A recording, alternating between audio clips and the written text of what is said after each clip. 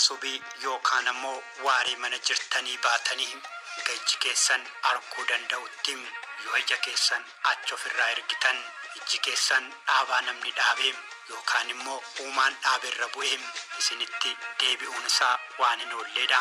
Iji keessan dhaaba yookaan golga kanneen sanaa achi akka darbuuf yaaltanillee tasa arguu hin dandeessanii. Dhaabni yookaan golgi ija keessan dhorke yookaan ittise kun fugug yookaan ammoo giraaba jedhama. Fugug baa Oromiyaatti, giraabni immoo lixa Oromiyaatti beekamu kun Oromiyaa iddoo garaagaraattis maqaa adda addaa qabaachuu danda'a. Fugug yookaan giraabni kun afaan Amaaraatiin Admaas, afaan Ingiliishiin ammoo Horizon jedhama. Oromoota itoo fi humbannaa keessa naannoftanii ija keessan fugugiin gamaa gamanatti yoo ergitan tulluuwwan fugug ija keessaniif giraaba ta'anii argamu.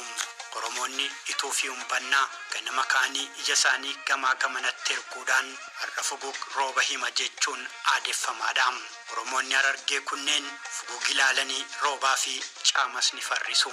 Akka Oromoota Harargeetti tulluuwwan fugug hedduudha. Tulluuwwan kunneen ija Oromoota Harargee qolanii ofitti deebisu. Kanaaf isaan ija isaanii tulluuwwan sana darbee arguu dadhabeen fugugiin gama jedhu. Oromoota durii Harargee biratti namni durii hin jirre hojjete, namni daangaa duudhaa fi safuu darbee, namni waan aadaa itoo fi humbannaa dabsee 10 gorfamee 10 dhokfamee fi 10 immoo obsamee fi sanaan booda fugugiin gamatti darbama. Bakka maanguddoota Harargeetti nama durii hin jirre hojjete irratti murtiin guddaan irratti murtaa'u fugugiin gamatti darbuudha. Namni fugugiin gamatti darbame Oromoota itoo fi humbannaa jijjigaatti lafa isaa diriiree jirurraa diriirfatee jiraatuun alaa kan jiru hundaan fugugiin gama jedhama. Fugugiituu fi humbannaa biratti diriira lafaa gara lixaa Itoophiyaatti diriiranii akka cancalaa walitti hidhamanii jiran arba guguudhaa hanga sululaa Faafam Gursum ga'utti fugug jedhanii waamu. Garreen fugug yoo jalqaban baay'ee ulfaatoo fi ol fagoo ta'uu baatan illee gaafa naannoowwan galamsoo waaccuu fi baddeessaa ga'an akka cancalaa wal xaxanii mul'atu. Gaafa qunni arba rakkatte dabbasoo fi hirnaa ga'an ammoo daran wal xaxaa deemuudhaan diriiranii baroodaa qobboo calanqoorraan qaariyanii hanga qarsaatti fulla'u. Garuu immoo gaafa haramayaa fi harargaan suutaan diriiraa deemu.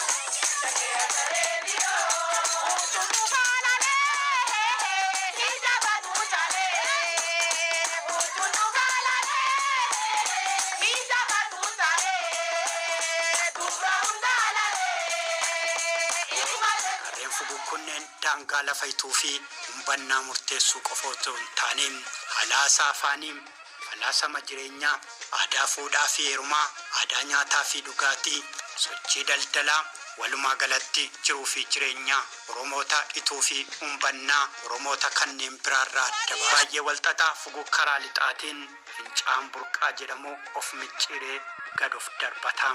Burqaan kun cina magaalaa Baroodaatii ka'ee kallattii kibbaatiin laga Waabii Shabalee gabbisa. Madda burqaarraan karaa lixaatiin mandheeffatanii waranii damboobanii warri jiraatan balbala Oromoo warra hituuti. Madda burqaatiin gamaan sulula Faafaman gaga'utti warri mandheeffatanii jiraatan ammoo warra Franqallooti. Gaarreen fugug gaafa koonyaa gaara mul'ataa duraanii ga'an waliixatanii samii tuquudhaaf yaalu. Gaarreen fugug kunneen iddoo isaan itti ol dhiitaanii garaa waaqaatiin morkanidha. Iddoon kun iddoo gaarreen fugug natu caalaa irratti walitti gaarreeffatanidha. Ta'us garuu hundi isaanii guddummaa isaanii gaara mul'ataatiif dhiisu.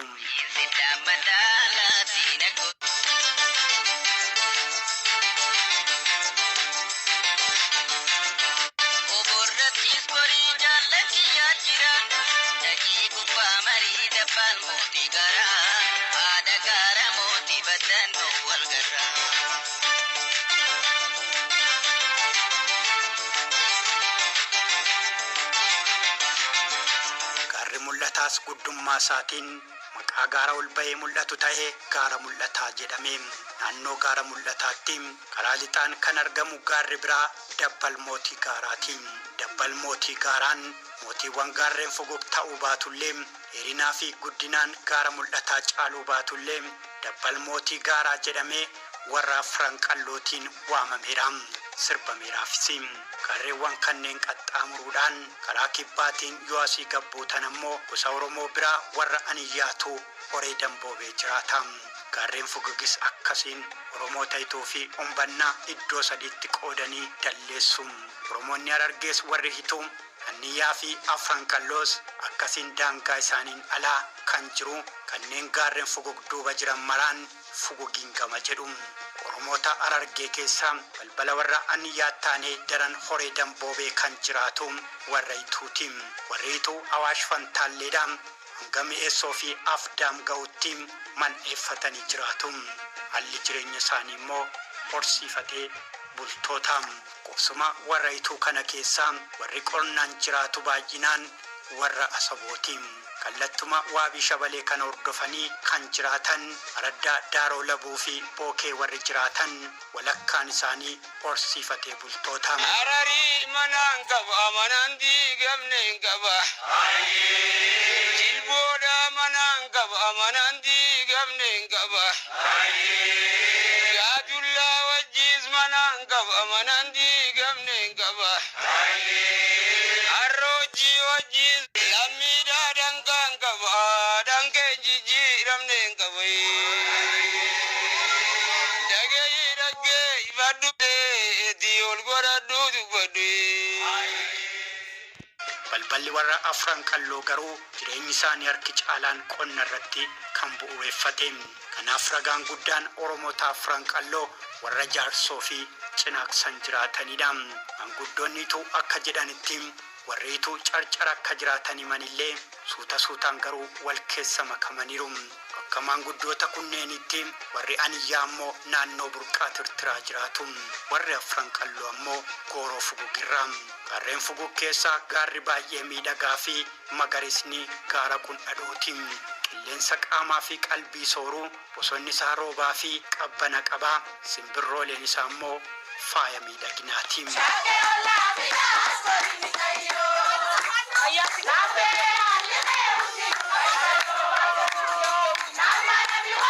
Sivin ka ba siya? Hindi.